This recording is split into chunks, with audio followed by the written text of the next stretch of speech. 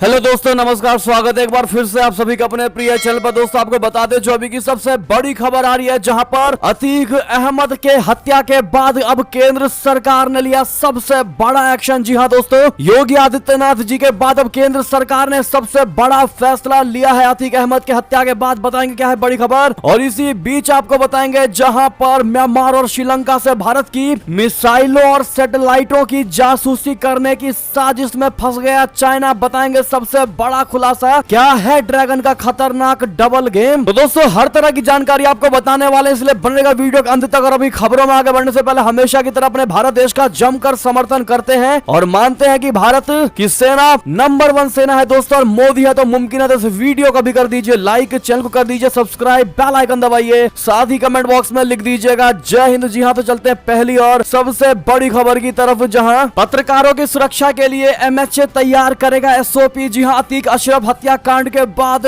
केंद्र सरकार का बहुत बड़ा फैसला। बता दें, अतीक अहमद और उसके भाई अशरफ की हत्या के बाद केंद्र सरकार एक्शन में आ गई है। पत्रकारों की सुरक्षा के लिए गृह मंत्रालय यानी एमएचए एसओपी तैयार करेगा। सूत्रों ने बताया कि गृह मंत्रालय प्रधानमंत्री नरेंद्र मोदी के नेतृत्व में और गृह मंत्री अमित शाह के मार्गदर्शन में पत्रकारों की सुरक्षा के लिए एसओपी तैयार करेगा। प्रयागराज में पत्रकार बनकर आए 3 हमलावरों द्वारा अतीक और उसके भाई अशरफ की हत्या किए जाने के बाद यह कदम उठाया जा रहा है। आपको बता दें, शनिवार को माफिया डॉन अतीक अहमद और उसके भाई अशरफ अहमद की गोली मारकर हत्या कर दी गई थी। प्रयागराज में मेडिकल के लिए ले जाते समय गोली मारकर इस हत्या को अंजाम दिया गया। दोनों के हाथों में हथकड़ी लगी हुई थी। 3 हमलावरों ने अतीक के सिर में गोली मारी और अशरफ के भी सिर में गोली लगी। हमलावरों ने कई राउंड फायरिंग की। गोली मारने के बाद तीनों हमलावरों को पुलिस ने गिरफ्तार कर लिया है। इतना ही नहीं दोस्तों, अतीक अशरफ की हत्या के बाद एक्शन मोड में सीएम योगी आदित्यनाथ जी यूपी सरकार ने गृह मंत्रालय को सौंप दी है रिपोर्ट। बता दें, माफिया अतीक अहमद और उसके भाई अशरफ अहमद की हत्या के बाद केंद्र सरकार एक्शन मोड में आ गई है। देर रात 15 अप्रैल को गृह मंत्रालय की ओर से मामले में रिपोर्ट तलब की गई है। सूत्रों के मुताबिक अब उत्तर प्रदेश सरकार ने गृह मंत्रालय को मामले की रिपोर्ट सौंप दी है। रिपोर्ट मुख्यमंत्री के साथ यूपी के प्रमुख सचिव संजय प्रसाद की बैठक के बाद भेजी गई है। ऐसे में दोस्तों केंद्र सरकार भी पूर्ण रूप से एक्टिव दिखाई दे रही है। बहरहाल इस पर आपकी जो भी निजी राय हो अतीक अहमद के हत्या को लेकर आप क्या कहना चाहेंगे दोस्तों, देखते हैं हमारी भारत के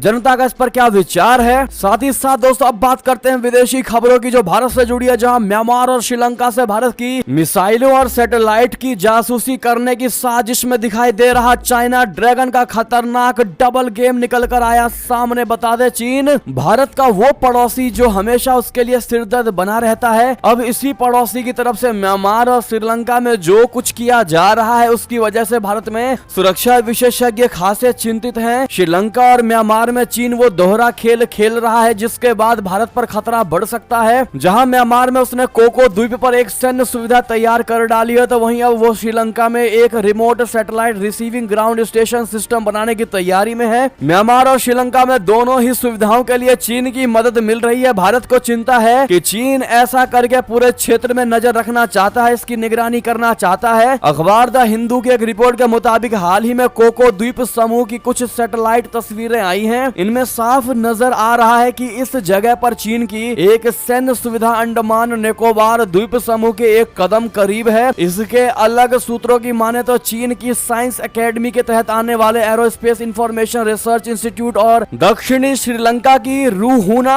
यूनिवर्सिटी के बीच एक remote satellite receiving ground station system बनाने की तैयारी की जा रही है। भारतीय रक्षा संगठनों से जुड़े सूत्रों की माने तो जिस जगह पर यह स्टेशन बनाने का प्रस्ताव दिया गया है वो काफी महत्वपूर्ण है। ऐसे में चीन इसका प्रयोग भारतीय संपत्तियों की जासूसी करने और संवेदनशील सूचनाओं को इंटरसेप्ट करने के लिए कर सकता है। ऐसे में दोस्तों चाइना की बहुत बड़ी चाल को पकड़ करके फिर भारत ने नाकाम कर दिया है। दोस्तों एक चीज तो कंफर्म है कि भारत के पास अब वो एडवांस सिस्टम है, एडवांस टेक्नोलॉजीज हैं जो दुश्मनों के हर मंसूबों को पता करके उनके मंसूबों को फेल कर देते हैं। ऐसे में मोदी है तो मुमकिन है। और साथ ही साथ वीडियो को शेयर करना बिल्कुल मत भूलिएगा। आप लोग चलते हैं अगली खबर की तरफ, जहां चीनी दबाव में भूटान का बदला रुख। भूटानी सीमा में चीन ने बसाए कई गांव। बता दें, जब वर्ल्ड बैंक ने सुनाई खरी खरी तो अब पाकिस्तान कह रहे हैं बंद करो सब्सिडी और पेट्रोल के दाम भी बढ़ा दिए 282 रुपए प्रति लीटर। बता दें बड़ी खबर, विश्व बैंक ने पड़ोसी देश पाकिस्तान के राजकोषीय घाटे और कर्ज में वृद्धि को उसकी अर्थव्यवस्था के लिए खतरनाक करार दे दिया और इस समस्या का मुकाबला करने के लिए विभिन्न सामानों और सेवाओं पर दी जा रही सब्सिडी को फौरन खत्म करने को कहा है। पाकिस्तान के मशहूर अखबार द एक्सप्रेस ट्रिब्यून की एक रिपोर्ट के मुताबिक विश्व बैंक ने अपनी समीक्षा रिपोर्ट में पाकिस्तान की अर्थव्यवस्था में सुधार के लिए ऋण का प्रबंधन करने और सिंगल ट्रेजरी अकाउंट स्थापित करने की सिफारिश की है। वैश्विक संस्था ने कहा कि पाकिस्तान अनावश्यक खर्चों और सब्सिडी को समाप्त करके सालाना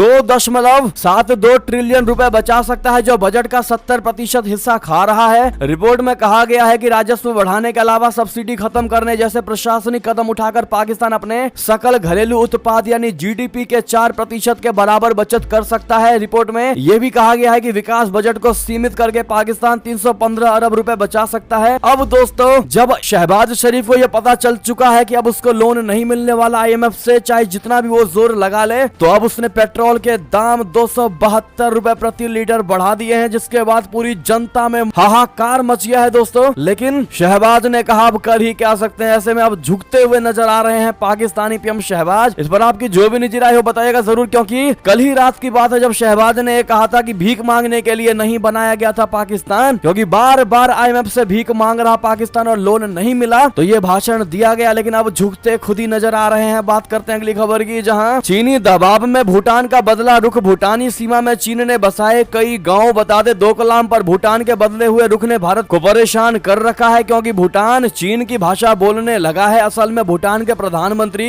लोटे शेरिंग ने कहा था कि डोकलाम सीमा विवाद में चीन बराबर का भागीदार है, जबकि अब तक भारत भूटान इस बात पर सहमत रहते आए हैं कि डोकलाम में चीन की स्थिति एक घुसपैठिया जैसी है। अगर चीन वहां बढ़ता है तो भारत भूटान मिलकर उसे रोकेंगे। ऐसे में भूटानी पीएम की चीन को डोकलाम विवाद में पक्षकार बताना भारत के लिए चिंताजनक था। बहरहाल दिल्ली स्थित विदेश नीति think tank red lantern Analytica के मुताबिक भूटान का ये रुख अचानक नहीं बदला है, बल्कि चीन की कम्युनिस्ट पार्टी ने भूटान पर इसके लिए जबरदस्त दबाव बनाया है। सैटेलाइट तस्वीरें इस बात की पुष्टि करती है कि चीन ने भूटान की सीमा में कई गांव बसा दिए हैं, लेकिन फिर भी भूटान इस चीज से एग्री नहीं हो रहा है, और यही सबसे बड़ी वजह है कि भारत को इसने टेंशन में डाल दिया। अब आपको क्या लगता है दोस्तों, कैसे अब भारत भूटान और चीन को टेंशन में डाल सकता है? बताइएगा जरूर, सुझाव जरूर दीजिएगा दोस्तों, और देश को आगे ले जाने में अपनी भूमिका अवश्य निभाइएगा। बात करते हैं अगली खबर की, लेकिन वीडियो को लाइक करना मत भूलिएगा। कर्ज बांटने की आदत ने चीन को किया पस्त। आईएमएफ की मीटिंग में श्रीलंका का छोड़ा साथ,